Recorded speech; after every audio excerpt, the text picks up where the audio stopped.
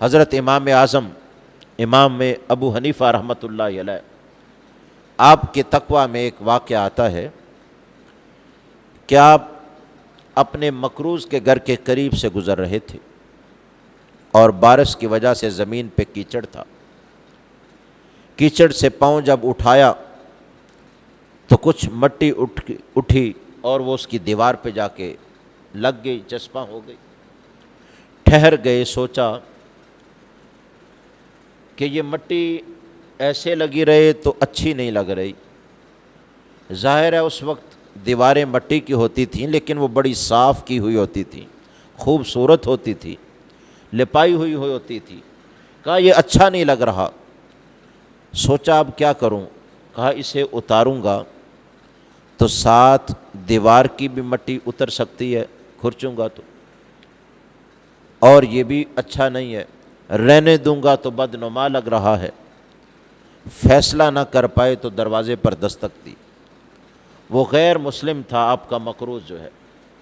جب اس نے دروازہ کھولا نا، سامنے دیکھا قرض خواہ کھڑا ہے، رنگ فک ہو گیا، زرد ہو گیا، پریشان ہو گیا کہ میری وعدے کی مدت بھی گزر گئی ہے، میں نے معذرت بھی جا کے نہیں کی، وعدہ بھی گزر گیا، اچھا نہیں میں نے کیا، اور ابھی میرے پاس موجود بھی نہیں کہ اندر سے لا کے دے دوں، قرض خواہ آ گیا ہے، اب کیا کروں؟ وہ پریشان تھا۔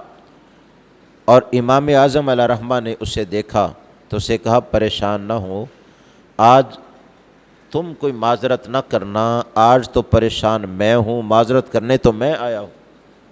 اس نے کہا یہ کیا بات ہوئی؟ آپ نے کہا یہ دیکھو تمہاری دیوار پہ جو چھنٹا پڑا ہے نا، یہ میرے پاؤں سے اٹھا تھا، میں نے سوچ بچار کی لیکن فیصلہ نہیں کر پایا، اب تم اجازت دو تو میں اس کو صاف کر دیتا ہوں، ہو سکتا ہے دیوار کی کوئی مٹی بھی اتر جائے، اور اگر کہو تو ایسے ہی چھوڑ دیتا ہوں، تم مجھے معاف کر دو۔ جب اس نے یہ سنا نا، حیران رہ گیا کہ قرض خواہ تو ایسے باتیں نہیں کرتے۔ اب یہ ان پر کوئی لازم نہیں تھا، جان بوجھ کے انہوں نے نہیں پھینکی تھی، بلا قصد ایسا ہوا، اور کوئی بڑی منقش دیوار نہیں تھی، مٹی کی ہی دیوار تھی جس پہ مٹی پڑی، لیکن آپ خوف الہی میں کس قدر غرق تھے اور تقویٰ کے کس مقام پر فائز تھے۔